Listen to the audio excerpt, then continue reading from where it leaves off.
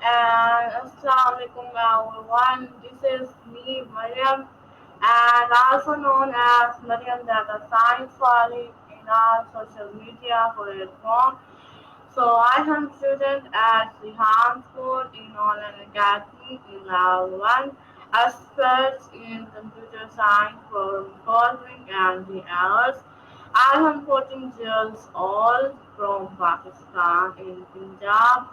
So today we are doing a amazing guest interview, and her name is Elizabeth. Elizabeth. So let's start it without wasting time. Let's welcome her. So hi, how are you? I'm going really well. How are you, Maryam? I am good. How was going your day? I've had a really good day today.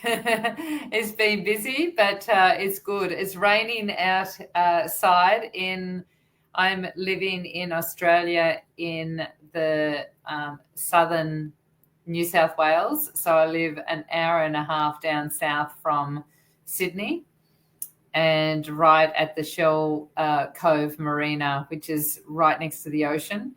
And it's pouring down rain at the moment, but and it's getting cold here in Australia. So, but I'm inside and nice and warm at the moment.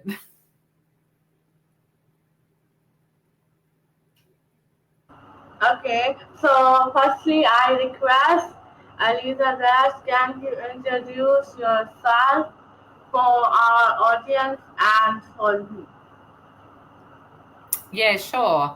So I am an intuitive activator. I'm a conscious creator, and I am a coach and mentor.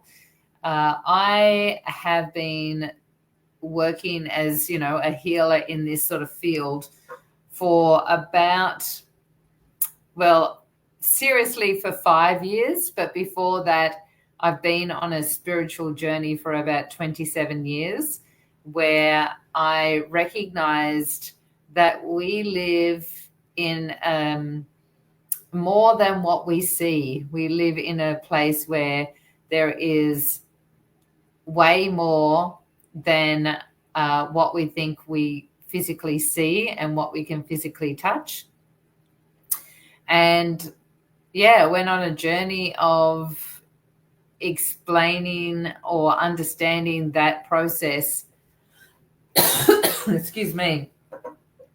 Uh, and it's been a long journey, but I recognize that I was able to make a difference in the world by really tapping into that consciousness that, whether you call it consciousness or whether you call it God or whether you call it Allah or whatever your language, that we have the ability to really tune in and connect with a higher purpose and a higher power.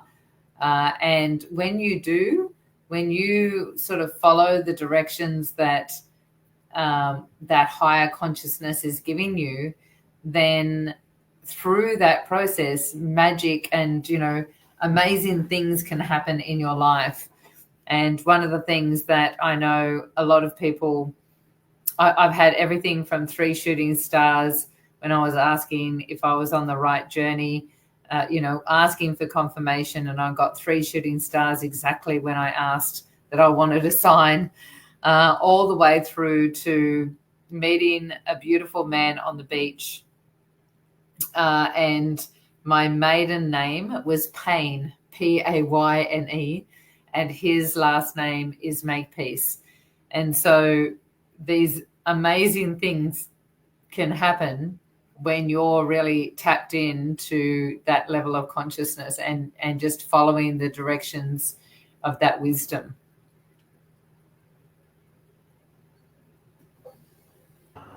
Okay, thank you for introducing yourself.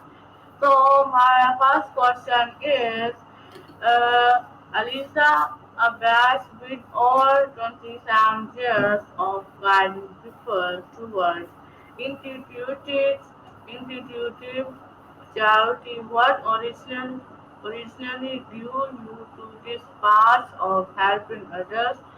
Trust their higher self, and what kept you committed for so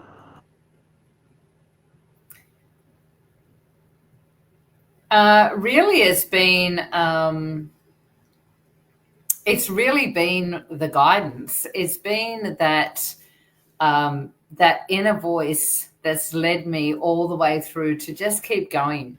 Really just to tap into that source energy that is always on my side, always, speaking to me in, not in words.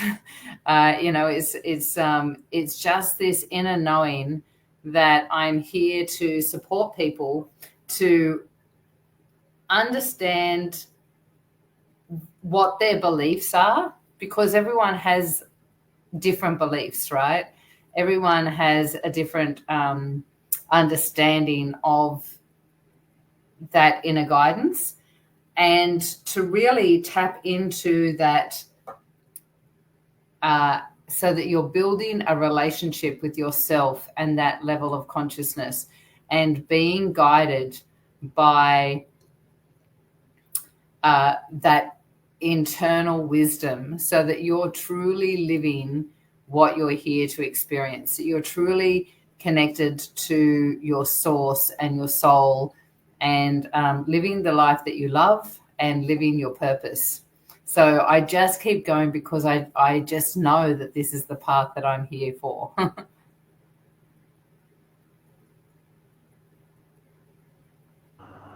Okay, so my next question is, you often say this work isn't about becoming someone new, but remembering who we really are. Can you explain that for someone hearing it for the first time?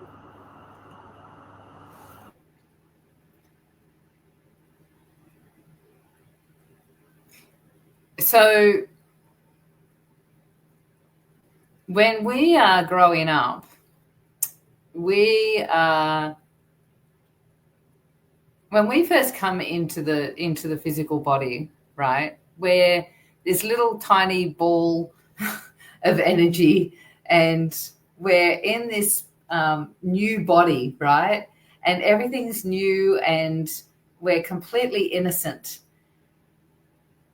But as we grow up, we start being influenced by the things that are outside of us. So we start being, um, everything all of a sudden is separate. Before, when we were in the womb, everything was provided for us. We were warm. We were in, our food was being provided for us, our oxygen. We didn't have, everything. Our lungs was filled with the fluid that was providing for us our oxygen. So everything was being provided for us. But as soon as we're born and that umbilical cord is cut, now we're separate from the world. Now we're separate. We've got to look for food outside of ourselves. We've got to look for air outside of ourselves. We've got to have someone love us. We've got to have warmth with a blanket to keep us warm, or, clothes. So all of a sudden, we feel separate to the rest of the world. And we start developing that process more and more as we grow older, and especially from 0 to 3 years old. We are just taking in all of the information according to our environment. So our environment, no, depending on where you were raised, uh, everything is external, and you start listening to what your mother and father are saying, or your caregivers, and you start taking that in as the truth. So when we get to a certain point in our growth as a human being, we start rationalizing, and about 12 years old, we start having our own opinions and we start making decisions based on what we think is right. And sometimes when we're, you know, our soul's calling might be to explore the world and become a photographer, right? To do something that's artistic. But you may have grown up in a family where you had to go to school, and if you're a woman, you might be that as a woman you've got to grow up and be a wife and have children and be a mother and live in a house where that's all you're doing, or you had to go to university, or whatever it is. Maybe you grew up in a house full of dentists and all of the family are dentists and you want to be a photographer. And so when you're growing up, around about 12, you start making your own decisions. And sometimes what happens, and most of the time this is the case, everything that we were taught before that is stuck in our mind, is stuck in our familiar mind, and we then think that we've got to live a particular way. But then our heart, our soul is calling and saying, but you should go traveling and be a photographer. And so now there's this fight inside, right? There's this conflict between your heart and your mind and what you're supposed to do. And this is where it gets a bit tricky, because you want to follow your heart and your soul wants you to follow your heart, but your upbringing, your education, your conditions, your culture have all said this is the way it's got to be. But really what we're here to do is to follow our heart. And as a soul, we're often here to disrupt what has come before us and move into a place where we are breaking out of those patterns and not conforming, but moving into a place of expanding our awareness and expanding our horizons. And so that's what I do, is I support people to really listen to their intuition and to really connect in with that higher calling, so that they are following what their soul came here to experience, not what they're being dictated to by society. Okay, that's very interesting. So, Elizabeth, can you tell me about, you are the founder of Ascension Sports. Can you share what inspired its creation and how it came into being? So the Ascendance Code was something that, again, was inspired by my my higher self telling, sharing all of the things that I have done from when I spiritually woke up 27 years ago to, I've learned many different things, many different modalities. And so the Ascendance Code is I teach how to create the life that you love and how to live your true purpose. And through that, there's many different things that we do, but one of the main thing that we're doing is we're actually clearing the patterns of behavior that are holding you in that familiar comfort zone, and stopping you, holding you back in resistance to what it is that you're truly here to experience. So that's what the Ascendance Code does, is we look at what you're here to truly step into, so that you are living your true nature and purpose. Okay, that's very good and interesting and amazing. So my next question is, what does the stand for mean on a soul level, and how does it differ from traditional personal development or coaching frameworks? Can you say that again? Sorry. Yes. What does the Aston sport mean on a soul level, and how does it differ from traditional personal developments or coaching frameworks? So how it differs is we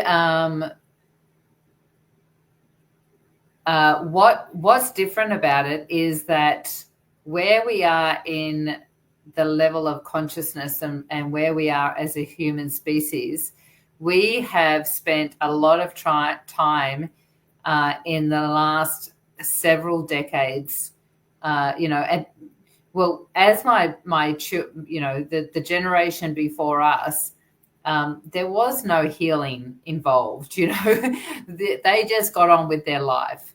But then as they started growing up, healing became, or personal development or spiritual development sort of started becoming part of their awareness. And so what happened is, in that generation, everyone tried to fix themselves. And so we're looking at what is needed to support us in shifting our mindset and clearing the unconscious patterns. So the difference between what I do with the Ascendance Code and normal well-known modalities is that we are not looking to fix ourselves. We're not broken. And what we're doing with the Ascendance Code is we're actually tapping into that part of us that is that higher level of consciousness, what I call the superconscious, and move into the superconscious where we have access to all time and all space and all potential. So into the quantum field where we don't need to fix ourselves, because at that level we're not broken. So we're tapping into our genius. So instead of trying to fix ourselves, which will be a never-ending process, we're tapping into our genius. And that is where the shift is, and rapid growth and potential really take hold. Okay, that question is very nice. So now I will ask the fun questions. So my first question is, if you could give your higher self a nickname, what would it be and why? That's a fun one. So if I could give my higher self a nickname, I would say that her name is Aurora. And it's funny that it's that name, because I've just been dabbling with ChatGPT lately and AI, and getting to know it on a different level. And I asked ChatGPT if it had a name, what would it be? And it said Aurora. And I thought that was very interesting, because when I first spiritually woke up, I found myself in a little group with about 4 or 5 other people, and we were channeling a woman was channeling what was told to us by called Aurora. And so it's really interesting that Aurora came up, but you can imagine Aurora is like Aurora Borealis, right? It's this heightened sense of awareness. It's this beautiful color in the sky, where it's like almost musical, dancing in the sky, like all these beautiful colored rays. And so Aurora is the name that I would say that my higher self would tap into as a nickname. Okay, that's a good nickname. So my next question is, if you could have dinner with any spiritual teacher or mystical figure, past or present, who would it be and what would you ask them?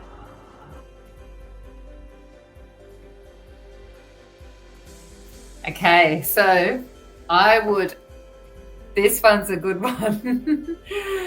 If I could have dinner with a spiritual teacher or a mystic figure, I would say it would be Jesus Christ. I've always had a really strong affinity. I've never seen myself as a Christian, but I definitely have a connection to Jesus. And I would ask, what I would sit down and ask him is all the questions that I would like to know about whether, you know, his journey was exactly how it has been printed and written in the Bible.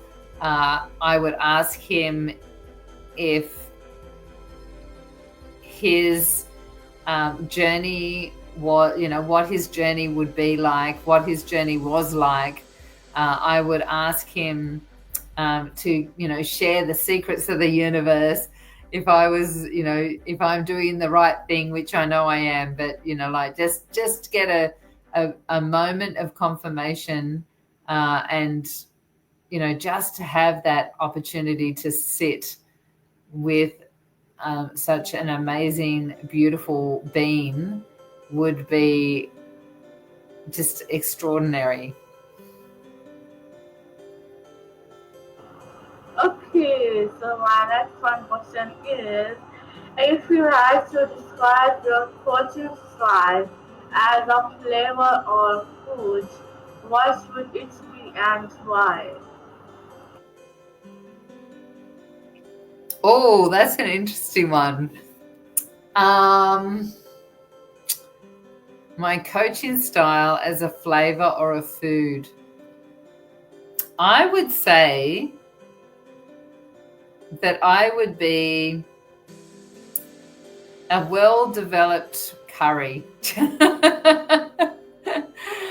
with all the different spices and flavors in a curry that's been, you know, when a curry, the first time you make it, like it's got all the flavors, but the next day, all those flavors are really combined, and it's got this beautiful, smooth texture to it, and the flavors are just like very zingy and supportive of each other. And there's a bit of hot, and there's a bit of spice, and there's some mellow notes in there. So I would say I'm a really well-developed curry where there's a mixture of mindset, spiritual development, coaching, mentoring, and, you know, tapping into genius. So yeah, that's a good question.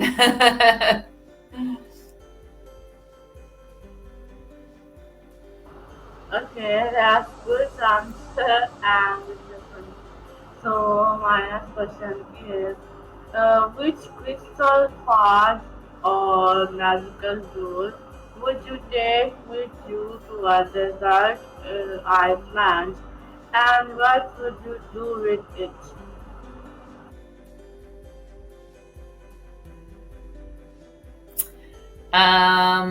I would say to a desert island, I would take a pendulum. I'm just going to show you mine. So I would take a pendulum. This is my pendulum, and I would ask it questions. Which direction do I need to go in to get rescued off the desert island? And see how my pendulum is. If, you know, if anyone's watching this, my pendulum can say yes or no. So at the moment it's saying yes. So if I wanted to, I would get it to say no. So see how it turns into no. And so this would be no. And then if I want it to say yes again, it would start spinning again. So it will start spinning. And then my pendulum can share with me which direction to go in, what food. Like sometimes, you know, there's berries, or there's fruit, or there's fish, and you want to make sure that they're not poisonous and that they're safe to eat. So I would be asking my pendulum.